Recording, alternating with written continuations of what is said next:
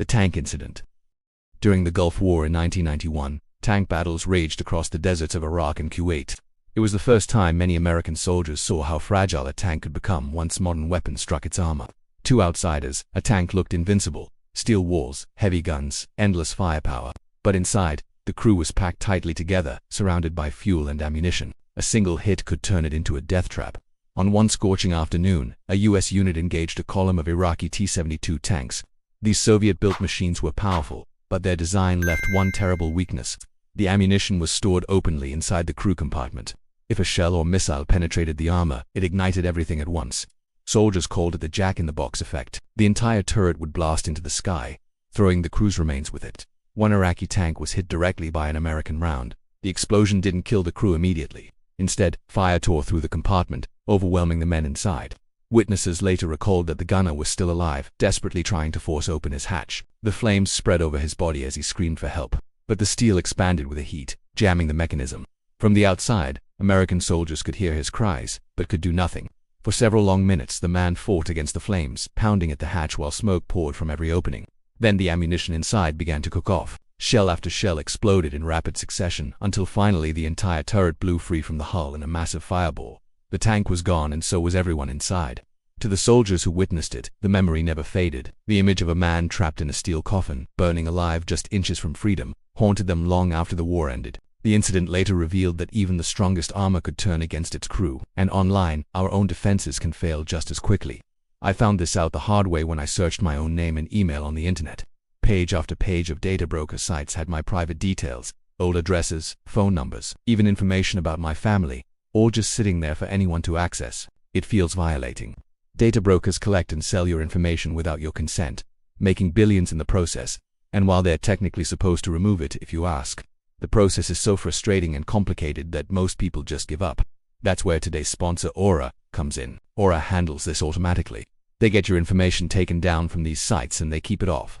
I use Aura myself, and I recommend it to my family and friends because it's the only way I actually feel protected online. But Aura is much more than just data removal. It's a full digital security platform. It alerts you if your info shows up on the dark web, gives you real-time fraud alerts for your bank and credit accounts, and includes a secure VPN, antivirus, a password manager, and 247 US-based support.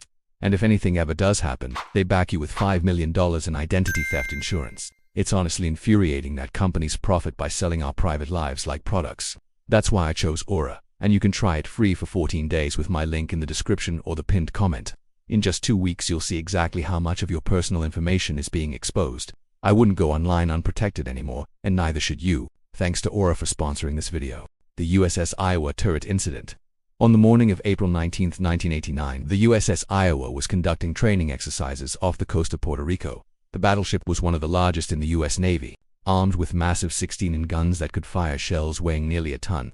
Each turret was a steel fortress of its own, 3 stories tall with narrow ladders, ammunition hoists, and cramped compartments. That morning, Turret 2 was fully manned with 47 sailors. Their job was to prepare the guns for firing. It was dangerous but routine work, ramming powder bags into the breach, stacking shells in the hoists, sealing the heavy doors.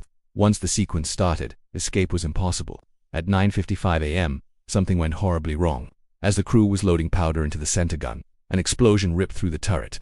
In an instant, a wall of fire tore across the chamber.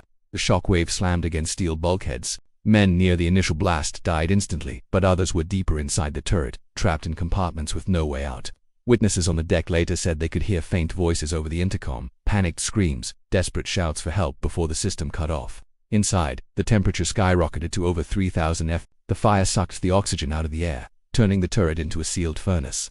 On deck, sailors rushed to the scene. Black smoke was pouring from every vent. They tried to open the hatches, but the steel was too hot to touch and the locks were jammed from the pressure inside. They could only stand helplessly as their friends died just feet away. Within minutes, the screams went silent. The fire raged until it consumed all the oxygen left in the turret. By the time rescue crews managed to break inside, it was too late. All 47 sailors were dead. The official report reduced it to a sterile line. An explosion occurred in Turret 2, the USS Forrestal Fire, on July 29, 1967. The aircraft carrier USS Forrestal was stationed off the coast of Vietnam. The ship carried more than 5,000 men and nearly 100 combat aircraft, each armed and fueled, ready to launch. To the crew, it was just another day of operations. Jets lined up on deck, pilots strapped into their cockpits, engines roaring in the humid air. At 10:50 a.m. everything changed. A malfunction caused a rocket to fire from one of the jets parked on deck. The missile shot across the carrier and slammed into another aircraft loaded with fuel tanks and bombs. In an instant, the deck erupted in flames. The fire spread at terrifying speed.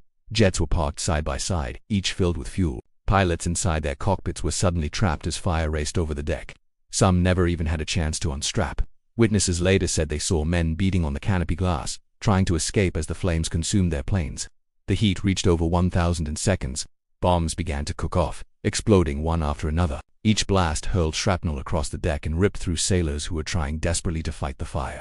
Survivors recalled seeing bodies hurled into the air, while others were engulfed in burning jet fuel that clung to skin and uniforms. One of the worst sights was of pilots sealed inside their jets. Some burned alive in their seats, their screams carried over the ship's loudspeakers as radios crackled with desperate voices. Firefighting crews tried to reach them, dragging hoses across the deck, but every new explosion pushed them back. The flames were unstoppable. It took hours to bring the fire under control. When it was finally over, 134 men were dead, and more than 160 were badly injured. The deck was littered with burned-out aircraft, twisted metal, and the blackened remains of men who never had a chance to escape. The Navy later called it one of the worst disasters in its history, the Kursk submarine incident. On August 12, 2000, the Russian nuclear submarine, Kursk, was participating in a major naval exercise in the Barents Sea. The submarine carried 24 torpedoes and was manned by 118 sailors. At 11:28 a.m., a torpedo malfunctioned in the forward compartment and exploded. 2 minutes later, a much larger blast followed, caused by other torpedoes igniting. The explosions were powerful enough to register on seismic sensors hundreds of miles away. Most of the men on board were killed instantly, but not all of them. In the aft section of the submarine, behind sealed bulkheads, 23 sailors survived the initial explosions. They gathered in the 9th compartment, the far rear of the vessel. With the power gone, they had only flashlights and a few emergency oxygen candles. Captain Lieutenant Dmitry Klesnikov wrote a note to his wife and to the Navy. In it, he recorded the situation. All the crew from sections 6, 7, and 8 went over to the 9th. There are 23 people here. We made this decision as a result of the accident. None of us can get to the surface. He signed it with the time 13:15, nearly 2 hours after the first blast. The men tried to survive in total darkness as temperatures fell close to freezing. They attempted to conserve oxygen while also burning oxygen candles. One of the candles malfunctioned and exploded, releasing toxic gases and worsening the already poor air. Above them, the Russian Navy attempted rescue operations, but bad weather and technical failures slowed progress. Foreign offers of help were at first refused. For several days, Norwegian and British rescue teams waited for permission to assist. When they finally reached the submarine a week later and opened the hatch, it was too late. The bodies of the 23 men were recovered from the 9th compartment. Klesnikov's note confirmed that they had lived for hours after the initial disaster, long enough to understand their situation and to record their final words. In the end, all 118 men aboard Kursk died. The napalm training incident. Napalm became one of the most infamous weapons of the 20th century, a thickened gasoline that clung to everything it touched. It burned at temperatures over 2000 F during the Vietnam War era. The U.S. military used it extensively in combat and also in training exercises on bases across the United States. In one of those training sessions, a live demonstration went wrong. A group of soldiers was practicing with napalm canisters, preparing for its use in combat. When the weapon ignited, one of the men was caught in the blast. Burning gel splattered over his uniform and skin. Unlike ordinary fire, napalm could not simply be brushed off or smothered. It stuck and continued to burn, eating through fabric and flesh. Eyewitnesses later described the scene as unbearable. Medics rushed to the soldier and tried everything they could. They cut away his clothing, poured water over his body and attempted to scrape off the burning gel. But the chemical compound was designed to keep burning. Every movement, every attempt to remove it tore away more skin. The man was still conscious as they carried him to the medical tent. He screamed in agony as the burn spread. Doctors later noted that the injuries covered most of his body. Even with morphine, the pain was overwhelming. The gel had sunk deep, fusing with his skin. Despite hours of emergency treatment, his body could not recover. He survived long enough for his fellow soldiers to realize that nothing could save him. The burns were too deep and infection began almost immediately. By the end of the day, he succumbed to his injuries. Military reports reduced the incident to a training accident. But for those who witnessed it, the memory never faded. Unlike most battlefield weapons, napalm left no escape once it touched the human body. The accident showed in brutal clarity why it had become one of the most feared weapons of war. A single mistake in training had cost a man his life in one of the most excruciating ways imaginable. The bunker incident.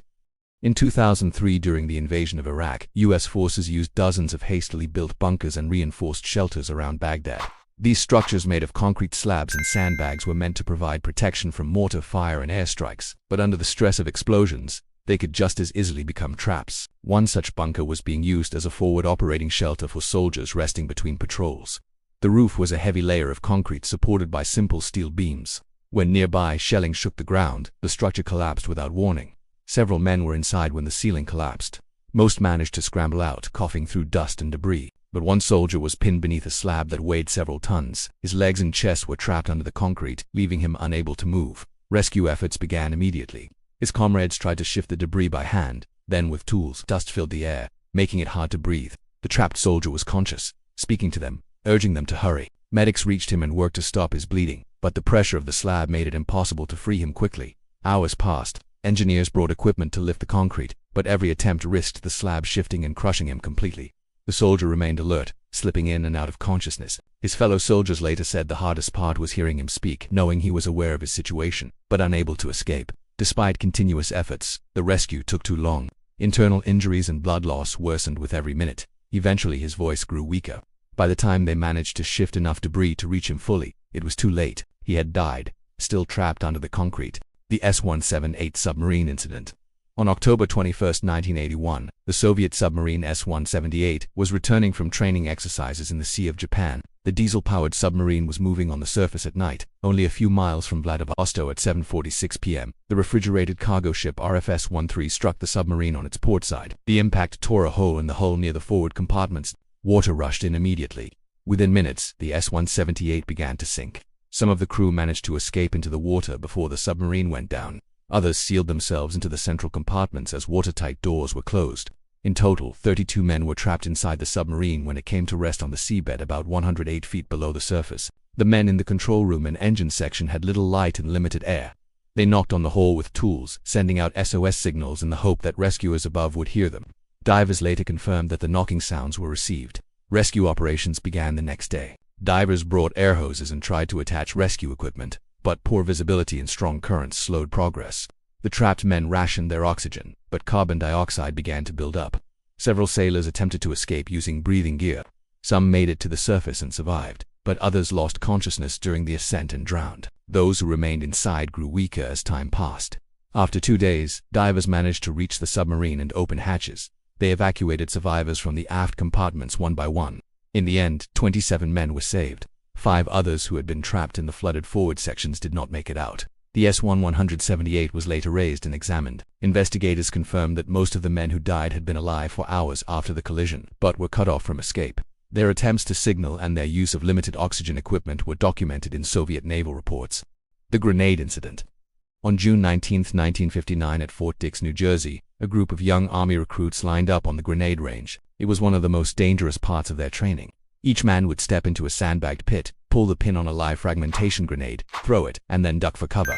The supervising instructor that day was Sergeant First Class John R. Rice, a veteran with years of service.